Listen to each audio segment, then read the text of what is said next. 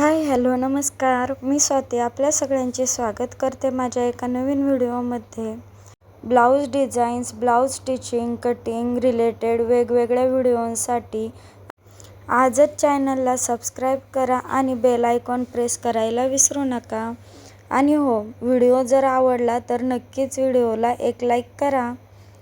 तर बघा, आपल्या सगळ्यांनाच वाटतं की आपल्याकडे देखील भरपूर असे ब्लाऊज शिवायला यावेत, जेणेकरून आपलाही वेळ बरोबर जाईल आणि 4 पैसेही आपल्या हातात येतील. पण काय होतं ना, आपण थोडंसं कुठंतरी मागे पडतो असं आपल्याला वाटतं, किंवा मला हे जमेन का नाही, हे देखील दुसरं कारण आहे. जेणेकरून आपण ब्लाऊज तर व्यवस्थित करतो शिकताना, पण नंतर आपण प्रॅक्टिस करत नाहीत. त्यामुळे मग ब्लाऊज आपल्याला व्यवस्थित जमत नाहीत शिवायला. मग आपण बाहेरचा एखादा ब्लाऊज जर शिवण्यासाठी घेतला तर तो ब्लाऊज मग शक्यतो बिघडतो, का तर आपली तेवढी प्रॅक्टिस झालेली नसती. मग आपल्या मनात असं येतं की आपल्याला ब्लाऊजच येत नाहीत आणि दुसऱ्या वेळेस मग आपण म्हणजे ब्लाऊजच शिवायला येत नाहीत असं आपल्याला वाटतं आणि दुसऱ्या वेळेस आपण ब्लाऊज शिवायला घेण्याचे टाळतो किंवा ते घेतच नाही. मग असं होतं, मग असं वाटतं मनाला की आपण उगाचच ब्लाऊज शिकलो, आपल्याला ते काही जमत नाही.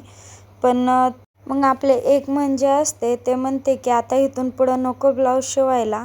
तर त्याचबरोबर दुसरे मन जे असते ते लगेच म्हणते की नाही, मला हळूहळू जमेन. तर माझं ऐकांतर आपण हे आपल्या दुसऱ्या मनाचे ऐकले पाहिजे की ते म्हणते आहे आपल्याला जमेनच, तर आपण थोडासा प्रयत्न केला तर काय हरकत आहे. त्यामुळे मग आपण काय करायचं, पहिली सुरुवात जी आहे ती आपल्या घरच्यांपासून करायची. कारण की घरचे किंवा आपल्या ज्या ओळखीचे असतात ना, त्यांचे ब्लाऊज शिवून चांगली परफेक्ट प्रॅक्टिस आपण करायची. आणि ती प्रॅक्टिस जेव्हा होईल ना, त्यावेळेस मग बाहेरचे ब्लाऊज आपण शिवायला घेऊ शकतो. बाहेरचेही ब्लाऊज शिवताना प्रत्येकाचे माप काही सारखे नसते. त्यामुळे मग थोडासा इकडे तिकडे घोळ म्हणा किंवा काहीतरी थोडं इकडं तिकडं झालं तरी मग काय होतं, एखाद्या वेळेस एखादी बाई जी असते ती घेते समजून, पण एखादी बाई जी असते ती बडबड करते की ब्लाऊज शिवायला येत नाही, असं नाही तसं नाही, इकडूनच असा होतोय तिकडूनच तसा होतोय. तर मग त्यावेळेस खचून न जाता आपण व्यवस्थित निरीक्षण करायचं की खरंच तो ब्लाऊज कुठे फसला आहे किंवा फसला आहे का नाही, हेही आपल्याला समोरून कळतंच. एखाद्या वेळेस ब्लाऊज फसलेला नसला तरी मग एखाद्याला आवडला नाही तर मग ते तसं म्हणून जातं. पण शक्यतो आपण असे निरीक्षण करायचे की हा ब्लाऊज कुठे फसला आहे आणि पुढच्या वेळेस मग त्यांच्या म्हणजे तसं जर कुठे प्रॉब्लेम होत असला तर त्याच्यावर आपण मार्ग शोधायचा, जेणेकरून आपला जो तो प्रॉब्लेम आहे ना तो पुढच्या ब्लाऊजला येणार नाही. आणि असे आपल्यामध्ये प्रगती करत चालायचं की व्यवस्थित पुन्हा मग आता जेव्हा आपल्याला ना कस्टमर भेटत नाही आहेत ना, एक दिवस असा येतो की कस्टमर लांबून लांबून शोधत आपल्याकडे येतात की माझा ब्लाऊज शिवून देता का म्हणून. कारण की हे सगळं जे मी सांगते आहे ना तुम्हाला, ते माझ्याबरोबरच झालेले आहे. सुरुवातीला ना माझ्याकडे असे एवढे ब्लाऊज येत नव्हते, पण आता जे आहे ते मला बसायला वेळ नाही इतके ब्लाऊज माझ्याकडे शिवायला येत आहेत. पण थोडाफार इकडे तिकडे जर कोणाचा ब्लाऊज जर झाला तर मी बरोबर ते जे म्हणजे डोक्यात घेते.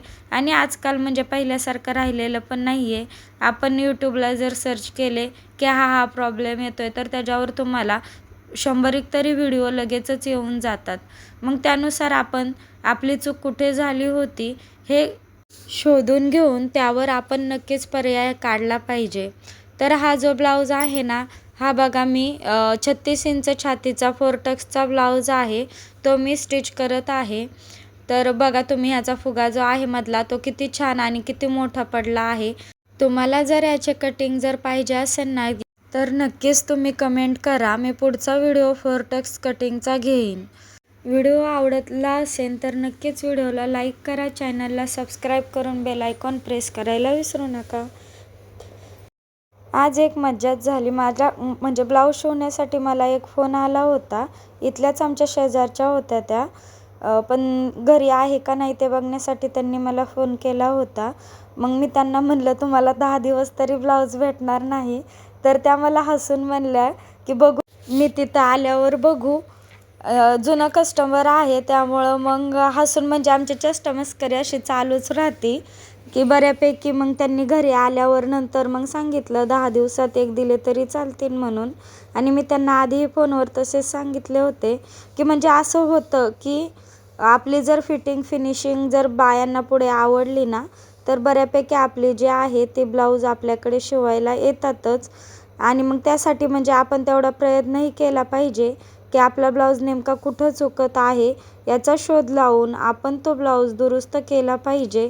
नाहीतर मग कोणाला काय होतं, ब्लाऊज शिवताना मग शिवतो, पण नंतर उसवायच्या वेळेस मग कंटाळा येतो आणि ब्लाऊज उसवत बसायचा. मग त्या कंटाळा करून ब्लाऊज तो आहे असाच बिघडला म्हणून ठेवून देतात. तर तसे न करता म्हणजे कोणी काही बोलले तर खचून न जाता आपलं जे काम आहे ते व्यवस्थित करण्याचा आपण प्रयत्न हा केलाच पाहिजे. तर बघा, तुम्हाला बोलत बोलत मी जे आहे ते फोर्टक्सचे जे ब्लाऊज होता तो पूर्ण केलेला आहे. तर आता बाय, चला भेटूया आता नेक्स्ट व्हिडिओमध्ये.